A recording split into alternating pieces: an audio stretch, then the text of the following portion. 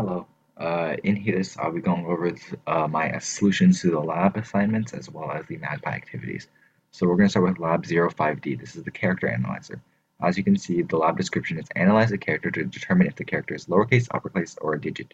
You must know the ASCII values for A, lowercase a, capital A, and 0. And there's some sample data. So I have mine in Repellent. And you can see here, what I did was I analyzed it from, I had a chart, and then I analyzed it. So I imported a scanner to get the user's input and saved it as hello. Then I analyze it. So if it is, so a 0 is 48. So if it's between 48 and 57, then it'd be a digit. So I said right here, it is a number and an ASCII, and then I said int. So I would print the ASCII value. And then if it's capital letter, capital A is 65. So same idea here. And I did if hello is between 65 and 90, then it's a capital letter, an ASCII value.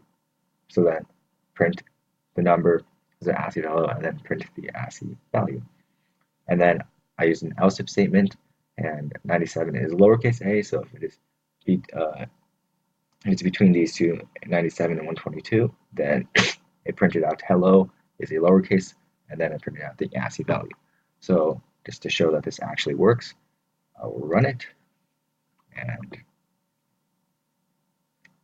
input, if it'll load, input capital A, and this would give me capital A is a capital letter, and then the value. And just to show a couple more, I'll do 7 and 7. 7 is a number, and it gives its value, and I'll do X really quick. X, and that's capital letter, and 88. So this works. All right, now back to Unit 6. Unit 6, the first one is Unit 6, Lab 8I, 08I. So in this one, it was determination if it's a prime number. So if we go to my code here,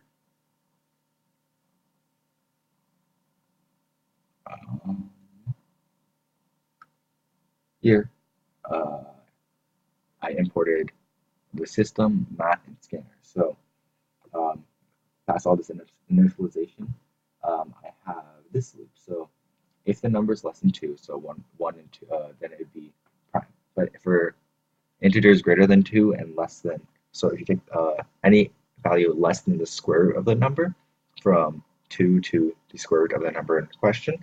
So if those numbers, if the number mod that value, the square root of the floor of the square root of the number is is equivalent to is divisible, it would have it'd be equivalent to mod 0, so it would return false. Otherwise, it would return true. And then from here, I have my toString and have an if-else statement for is prime or is not prime based off of is it true or false. And then I have a scanner named Adam, enter a number, main Andy, new main. It's called main just because Replit is that way, and print Andy. So if I run it here, it would give me 24 is not prime. And if I ran it again, it would give me that 91 is not prime, but it would give me 97 is prime. And yep, the second Unit 6 assignment is 8G, which was a start and stop number, and then it was the loop statistics. So with this one, it's the same idea. Import all the initialization, and for even an odd count, just a for loop. The start, the stop, and the increments of 1, and then if it's divisible, then it would the even count would increase, and then if it's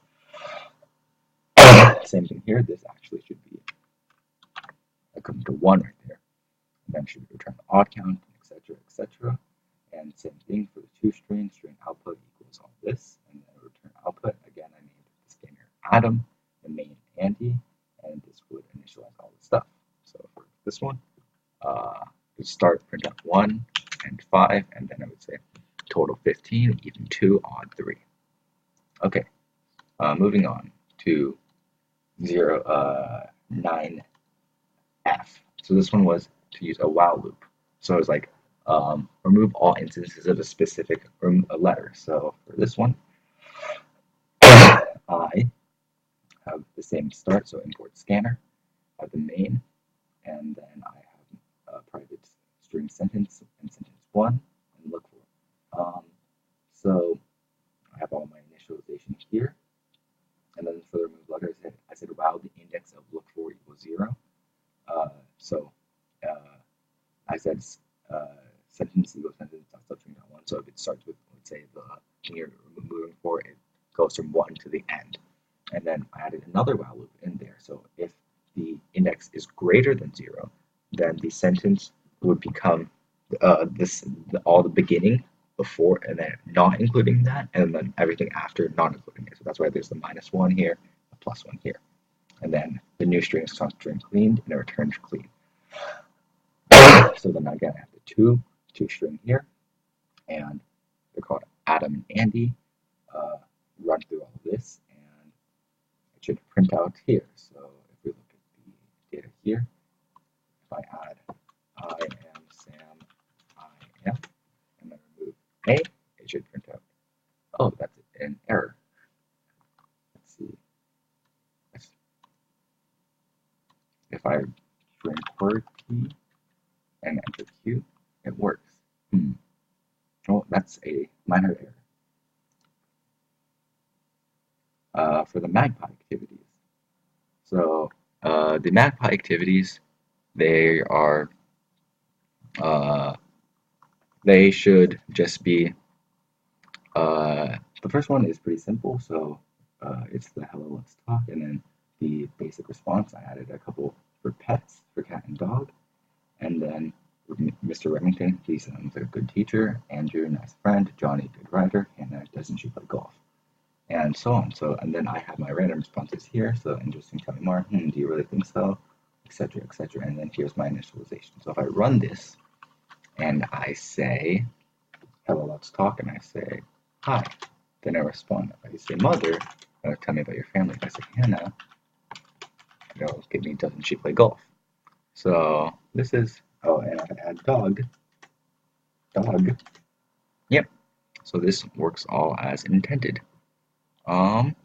So this is Magpie 2. Let's show Magpie 3. So for Magpie 3, the idea was use complex string methods. So it was using String Explorer. So the String Explorer was already complete.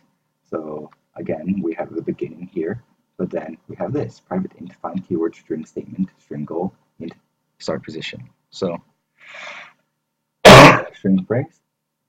String.trim, so that's just trimming off the spaces on the end.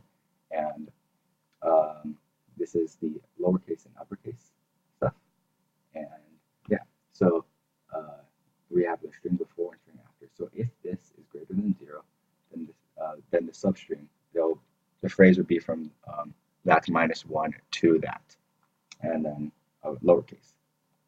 And yeah, so same thing here. If this is true, then we get this, and yeah, and same idea here, and it's just it's just a comparison here, and it's the compare to. So again, if it's you compare a larger one to a smaller one, if you compare equal, they'll be the same. Larger to a smaller, these are by ASCII values. The larger one will come out, and the smaller one, a larger one will come out positive, smaller one will come out negative. So that's why it's a return negative one. And then in here, there's also a find keyword. So in here, this is a random response. And yeah, so this is just the initialization. So here's the final thing. Yes, so this should run pretty normally. So it's just, this part is essentially just copy pasted from there. So let's say we do the find keyword, we can do it for she's my sister, and 0, so etc. So find keyword, yeah. This run should run pretty much the same, since in here there's not too much to do. All right, we can move on to Magpie 4. because I'm getting close to the 15-minute time limit. Here's Magpie 4.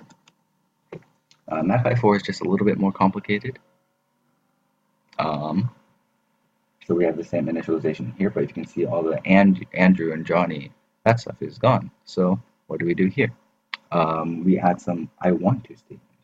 So you can see here, we have this find keyword statement I here. That's the one before.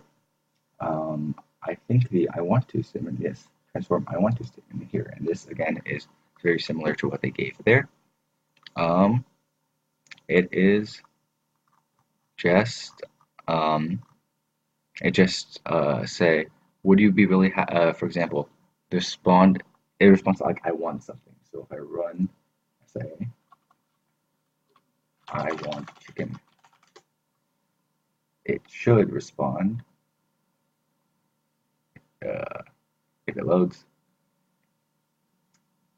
All right, let's try again. Let's say I want chicken. And this might take a little bit of time to load, but same thing here. I want to, and then this is the same string. This is a you me one. So you can see here the keyword is you and me, and yes. And then same thing here. I want, and yeah. This is with a different one. This is why do you press the same in me. For the find keyword, it's the same as Magpie 3, and it's just as there. And here are the rest of the random responses. And then we have this initialization. I think this is taking too long. Yeah, but this does work. And then for Magpie 5, this is the little harder extension. So we just have the same stuff here. All this is the same. But here, in the end, there's an array here. So basically changed it from a bunch of random stuff to they have all the random responses in this nice array. And the initialization is there. So again, you can type anything and it will be referencing this array. And if I press space and it says nothing, says say something, please. Let me try the I want chicken one more time. Yes, there we go. I think that one had a runtime error, but this one works too. So I can say I want candy, and yeah. So here's the I want thing. So it is searching for I want. Yes.